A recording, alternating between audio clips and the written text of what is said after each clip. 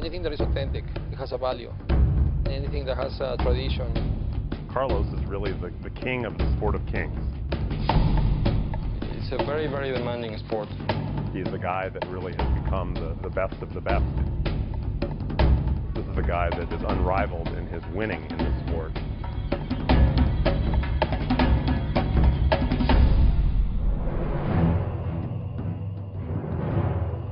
On the field, Carlos' strongest thing is his anticipation and his quickness. The winningest polo player who's ever played the game.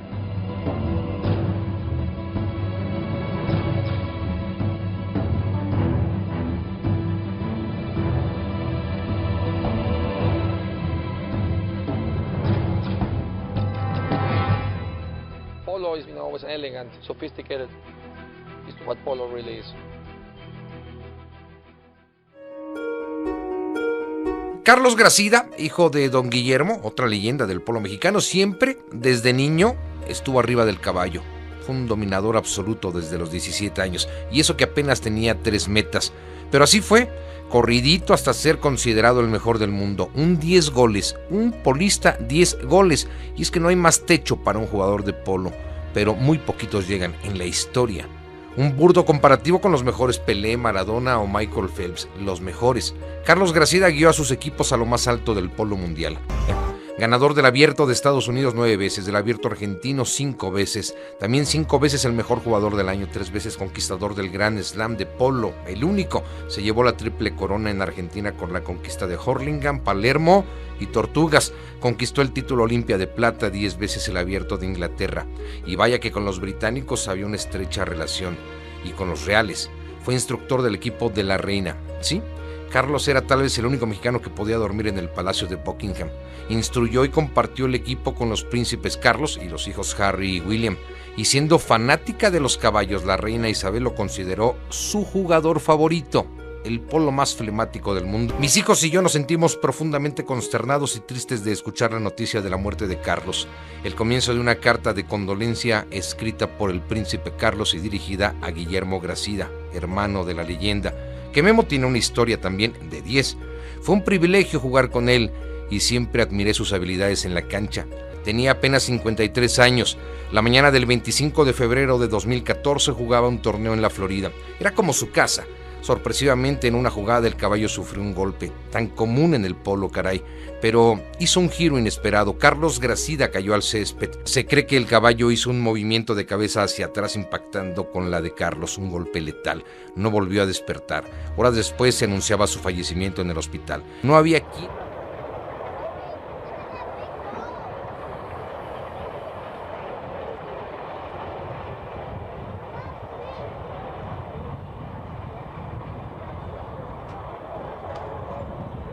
Come here.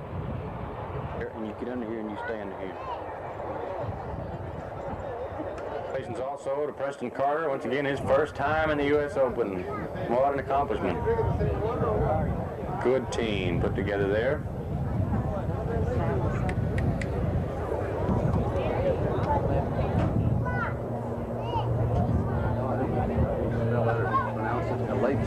Calesa. Calesa. C-A-L-E-S-A. C-A-L-E-S-A. We sold him to Carlos. We sold her to Carlos. She came from Mexico and brought her to us, and I played her and then sold her to Carlos. Once again, the most valuable player goes to Carlos Gracida.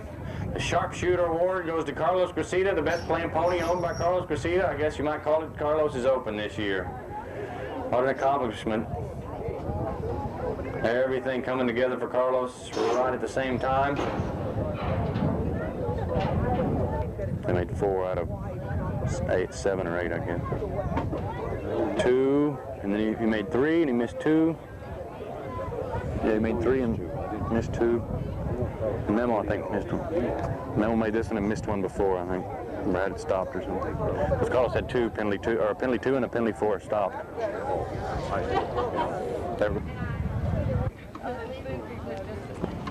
Okay. Okay. Well, I was really happy to know that I got raised to 10 goals, which is something that you always dream about it since you are a kid. When you start playing polo, you dream about being 10 goals, and trying to be as good as you can. And I was really surprised and very happy to be raised to this handicap, which is a great honor. And you never think about it, you know. You try to improve and get as good as you can, and it comes suddenly, you know. It's like a dream that suddenly it's true. Perfect. And about the high scoring, it's the same, you know. You practice, and some days you cannot make a goal, some days you can make 8, 10 goals, and you don't know why. You just keep practicing and trying as hard as you can. And another thing that is very important is the horses. For me, the horses, I win a tournament and I thank the horse, you know, because if the horse plays good for you, you play good. If the horse plays bad for you, you play. I consider that my horses gave me the big jump from 8 to 10 goals. From 8 to 10 goals, you need fantastic horses. You need horses to play, to think, you know, just to play. You know, they have to like the game, like you, love the game. What's the name of your pony that won the award? The pony is Calesa. She's from Mexico City, and she's 8 years old, and she's been playing the Open for 4 or 5 years. I just bought it this year from Steve Goes. He used to own it, and I bought it this year from him. And I think she's great. She likes to play polo. It's fine. You want to get ready for the game or not? You win, and you say, well, maybe it was worth it to work all this work. No, yeah. Carlos, is it hard when you can't practice like this? It's the most difficult part once you are in this level is to keep the horses in shape. To get the horses right for the game you want. You know, the horses is like an athlete. You have to get them. They have to go this way up, you know. And once they reach that way, that is very difficult to them to keep for a long time. They get in shape and then they go down. So when you can't practice before the Open? It's very difficult because you have to feed them a lot, give them a lot of energy in the food, but you have to work them a lot. And the easiest way to get them ready is playing, because you don't have to stop and turn so much. But if it's wet, like in the indoor, you know, sometimes you abuse the horse. You want to get him ready, and they get problems in the legs, and so there are so many things, you know. It's like every horse is like a different person. Right. This horse eats more. This horse has to eat less because they get fat. The other one needs more food because they don't stay. You know, they don't know. They are different. Every horse is different, and you have to know them. You have to know how much work you have to give to each horse the day before, 2 days before the game. And if you miss it by 5 or 10 minutes of work, the horse plays or tired, or heavy, slow. Sometimes they don't stop. Sometimes it's like you. It's the same as you. Sometimes you have a good day. Sometimes you have a bad day. And especially them, they do the hard work. They run for you. They stop. They push. And sometimes some days they can't. You know. Sometimes they are not ready. So that's the most difficult. Like Memo today, Memo had the horses ready. The horse played 10 points. So he played 12 points. He played 12 goals. And some days the horse don't play as good, then it's just by days now. And you know too, because I saw you changing your horse. Yeah, you know, you feel it. Those are horses that I can play 2 chokers easy. And today they didn't last 2 chokers. But sometimes if you work them too hard yesterday or the day before yesterday, they get tired. So you don't want to work too much, and you don't go. It's certain. Fine line. Yes.